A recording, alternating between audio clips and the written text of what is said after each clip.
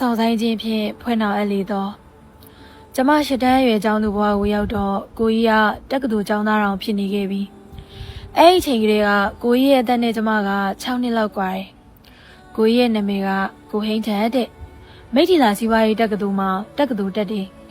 ကိုကြီးကတက္ကသိုလ်ကနေအားတဲ့အချိန်တိုင်းသူတို့အိမ်ကဖွင့်ထားတဲ့ကုံစုံဆိုင်လေးမှာအလုပ်တွေကုလုပ်နေတတ်တယ်များသောအားဖြင့်ကိုကြီးတို့ကုံစုံဆိုင်လေးကအခြေခံစားသောက်ကုန်တွေအပြင်မုန့်တွေရောစံစီစားအစုံရောင်းနေ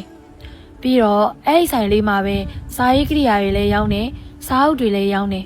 စားအုပ်အငားဆိုင်လေးကိုပါတွဲဖွင့်ထားသေးတယ်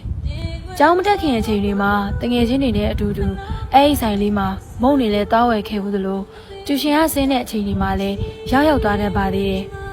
ကျမကစာဖတ်ရတာဝါသနာပါတော့ကိုကြီးတို့ရဲ့စားအုပ်အငားဆိုင်လေးမှာလည်းစားအုပ်တွေတွားပြီးတော့ငားဖတ်ခဲ့ဘူးတယ်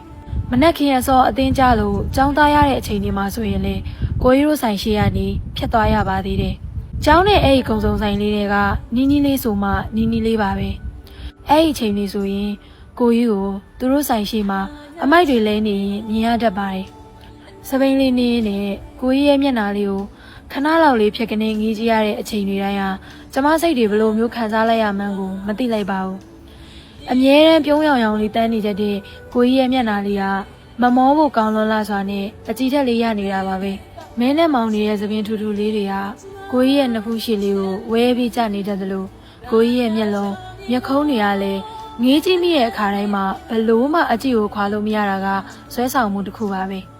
နားရဲ့ချော်ချော်နှာခေါင်းလေးရဲ့ပြီးရင်ဒီကြလာပြီးတော့အမြဲတမ်းပြုံးနေတဲ့နှာခမ်းလေးရဲ့ယောက်ျားပိသားလာတဲ့မေးရိုးကြကြမျက်နှာပေါက်ရဲ့တေးကြတာတစ်ခုကတော့ကိုကြီးကအရန်ကိုချော်တာပါပဲ